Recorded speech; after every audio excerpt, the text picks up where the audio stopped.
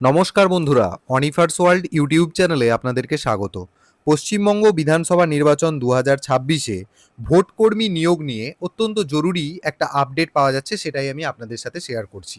আগামী 29 এপ্রিল 2026 পশ্চিমবঙ্গের বিধানসভা নির্বাচনের দ্বিতীয় দফার ভোট গ্রহণ অনুষ্ঠিত হতে চলেছে।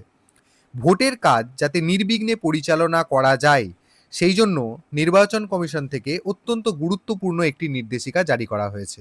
দেখে নিন, সাবজেক্টে বলা হচ্ছে deployment of polling personnel from phase 1 to phase 2 districts, West Bengal general assembly election 2026।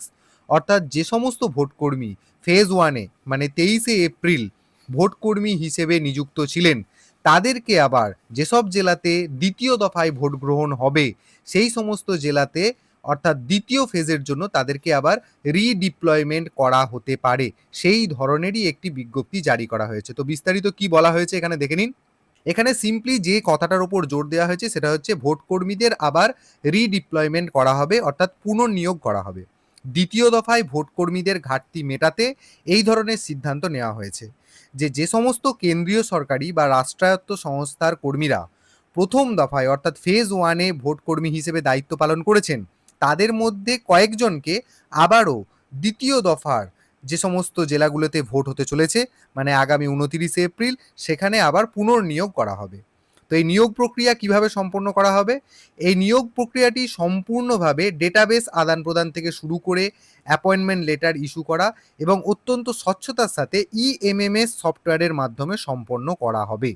সোজা কথায় একদম, যারা 23শে এপ্রিল ভোটের ডিউটি করেছেন, সেটা আপনি যে লেভেলেরই ডিউটি করেন না কেন, মানে প্রিজাইডিং হোক বা first polling, second polling, third polling, যাই হোক না কেন, হতে পারে আগামী 29শে এপ্রিলের দ্বিতীয় দফার ভোটের জন্য আপনার কিন্তু ভোটের ডিউটি আবারও আসতে চলেছে।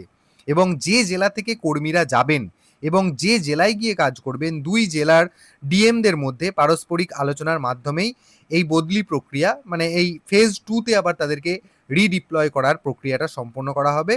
তো জেলা ভিত্তিকভাবে একটা বিশেষ তথ্য এখানে দেওয়া হয়েছে যে কোন জেলা থেকে কতগুলি কর্মী নিয়োগ করা হবে। দেখুন এখানে অ্যানেক্সার 1-এতে যে জেলাগুলো রয়েছে, north 24 Pargana, Nadia, Tehatta assembly constituency south 24 Pargana এবং হাওড়া ডোমজুর অ্যাসেম্বলি কনস্টিটিউয়েন্সি। দেখুন এখানে রিসিপিয়েন্ট ডিস্ট্রিক্ট বলে যে জায়গাগুলো রয়েছে, এই জেলাগুলোতেই আগামী 29শে এপ্রিল ভোট হতে চলেছে, মানে নর্থ 24 পরগনা, নদিয়া, সাউথ 24 পরগনা, হাওড়া ইত্যাদি ইত্যাদি। আর কোন জেলা থেকে ভোটকর্মীদের পাঠানো হবে? দেখুন এখানে নর্থ 24 পরগনার জন্য ভোটকর্মী পাঠানো হবে আলিপুরদুয়ার, কোচবিহার, দক্ষিণ দিনাজপুর, দার্জিলিং, জলপাইগুড়ি, কালিম্পং, মালদা, মুর্শিদাবাদ, উত্তর দিনাজপুর এবং পুরুলিয়া থেকে।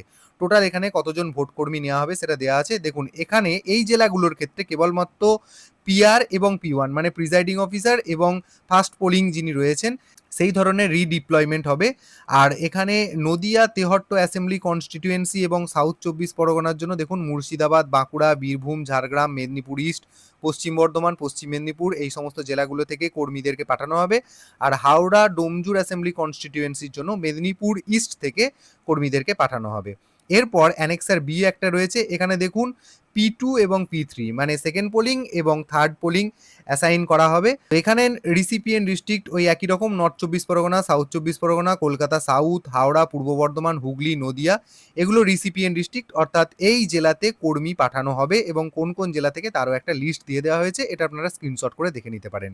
তো যে সমস্ত ভোট কর্মীরা ভাবছিলেন যে প্রথম দফাতে ভোট গ্রহণের পর আর দ্বিতীয় দফায় না আসতেও পারে, অর্থাৎ হাঁপ ছেড়ে বাঁচলেন এরকম একটা অবস্থা, কিন্তু শেষমেশ রক্ষা নাও হতে পারে, তো অবশ্যই সে কারণে ভিডিওটি সকলের সাথে শেয়ার করুন এবং আপনারা যারা আমার চ্যানেলে নতুন তারা চ্যানেলটিকে সাবস্ক্রাইব করে নিতে ভুলবেন না।